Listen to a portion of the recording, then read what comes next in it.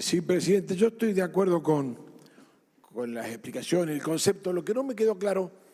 es cuando el señor representante del Ministerio de Relaciones Exteriores expresó que este tratado tendría alguna vinculación con nuestra relación con la Unión Europea. Eso que me lo explique un poco más claro, si es que lo entendí así, porque además, como sabemos, Serbia no pertenece aún como miembro pleno de la Unión Europea, pero no es que esté ni bien ni mal, sino digo que no entendí bien cuál era la relación que usted expresó. Sí, como había explicado el doctor Cerdeira también, independientemente de la calidad que tenga un Estado, si es miembro o no de la Unión Europea, para empezar, los miembros de la Unión Europea cambian, ¿no? Entonces, un Estado que hoy no es miembro de la Unión Europea, con el cual celebramos un tratado, el día de mañana lo es, eso por un lado. Así como también puede suceder lo contrario, cuando celebramos el tratado con Reino Unido y Gran Bretaña era parte de la Unión Europea y hoy no lo es. Entonces, primero que la calidad de miembro o no de una organización internacional va a ir modificándose con el paso del tiempo, pero independientemente del estatus que tenga como miembro pleno o no, lo que, retomando un poco las palabras del doctor Cerdeira, lo que nosotros estamos viendo es que hay una tendencia de la República Argentina a comenzar a negociar mayor cantidad de tratados con países de Europa del Este. ¿Sí? Esto es una tendencia, creemos desde la Cancillería Argentina que es una herramienta fundamental, no solamente porque nos brinda mayor confianza con todos los países del continente europeo y de la Unión Europea en particular, sino también porque contar con una mayor cantidad de tratados implica una mayor confianza respecto de la comunidad internacional. Nosotros en la cooperación jurídica internacional siempre hablamos de la relevancia que tiene la confianza de la comunidad internacional en la República Argentina. Estamos orgullosos de poder decir que somos un Estado muy bien evaluado en los organismos internacionales en materia de cooperación jurídica internacional, no solamente en materia penal, pero específicamente en materia penal, y no solamente en materia de traslado de condenados, sino y sobre todo en materia de asistencia jurídica internacional y en materia de extradiciones. Por otro lado, con respecto a la situación puntual de la Unión Europea, hay algunos tratados internacionales que, a pesar de haber sido celebrados con países integrantes de la Unión Europea o no, o algunos tratados regionales que inicialmente son celebrados en el marco de la Unión Europea, luego con posterioridad se abren a ratificación a países que la Unión Europea denomina terceros estados, como sería el caso de la República Argentina. En ese sentido, tenemos por ejemplo el caso del Convenio de Budapest, que originalmente viene del ámbito europeo, pero hoy, sin embargo, se ha abierto a la ratificación de una multiplicidad de estados. Entonces, en este sentido, es relativo establecer algunos parámetros respecto de si el Estado con el cual nosotros estamos celebrando un tratado es actualmente o no integrante de determinado grupo de Estados, sea un foro informal de cooperación o sea una organización internacional, porque esto se va modificando en el tiempo. Lo que no se modifica en el tiempo, en principio, es la existencia del tratado. La entrada en vigor del tratado en el ámbito bilateral no va a ser modificada siempre y cuando no haya una denuncia del tratado. Con lo cual, independientemente de la calidad o no que tenga un país con respecto a la Unión Europea, del cual puede ser parte en un momento y dejar de serlo en otro, o cuando inicialmente nosotros estemos negociando un tratado y entre en vigor que no sea parte y después ingrese,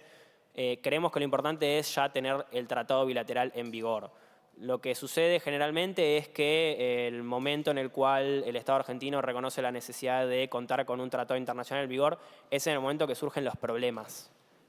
Cuando nosotros surge el problema, la necesidad de celebrar un tratado bilateral implica un tiempo de tramitación,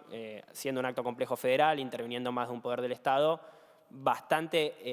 importante, con lo cual en la inmediatez, en la celeridad de ciertos problemas, como puede ser la situación puntual de un argentino detenido en una cárcel en Serbia, no vamos a tener el tiempo de iniciar negociaciones y que un tratado entre en vigor,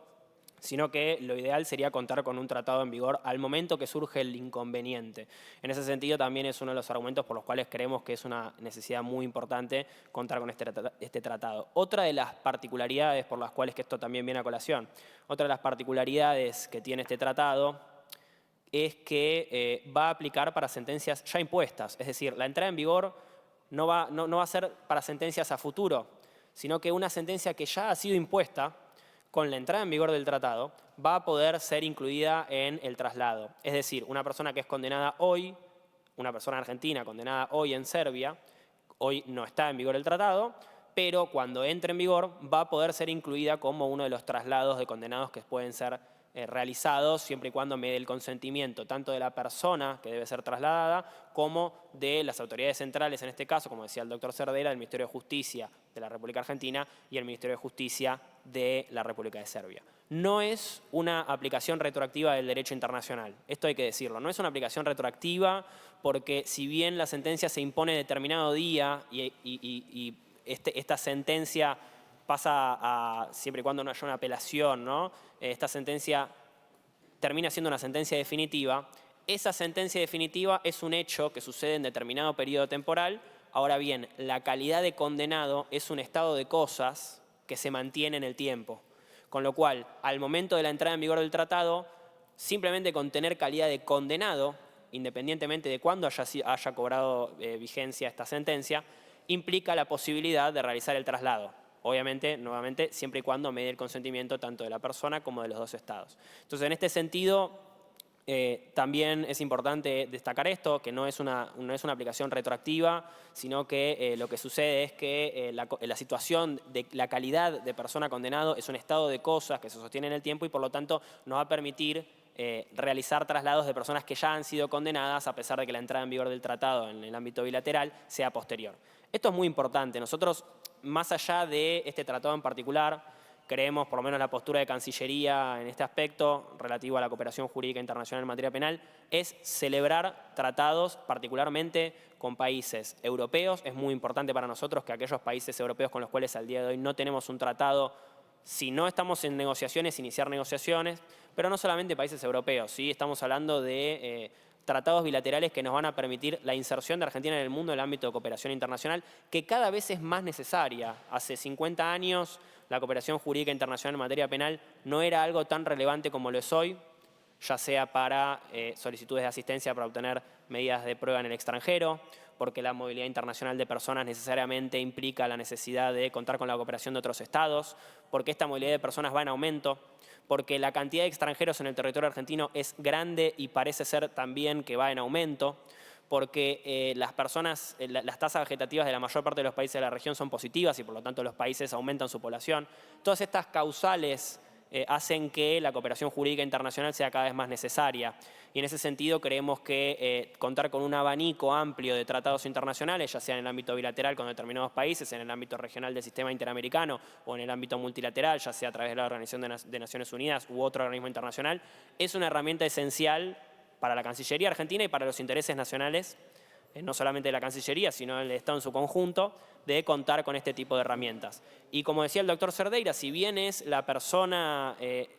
la que tiene que consentir el traslado y también es la autoridad central, en este caso el Ministerio de Justicia de cada uno de los países, quienes tienen que brindar ese consentimiento y aprobar ese traslado, lo cierto es que los jueces de ejecución penal también les va a beneficiar esta situación, porque la realidad es que la situación de hacinamiento en las cárceles es algo de público conocimiento y contar con este tipo de herramientas facilitaría mejorar la situación de las personas detenidas o privadas de su libertad, ya sea con condenas firmes o con prisión preventiva, que también es una situación que si bien jurídicamente se supone una medida cautelar excepcional, en la práctica es elevada la utilización de esta medida cautelar excepcional y por lo tanto sería ideal poder contar con la mayor cantidad posible de tratados bilaterales y regionales en materia de traslado de condenados para mejorar la situación del hacinamiento en las cárceles, también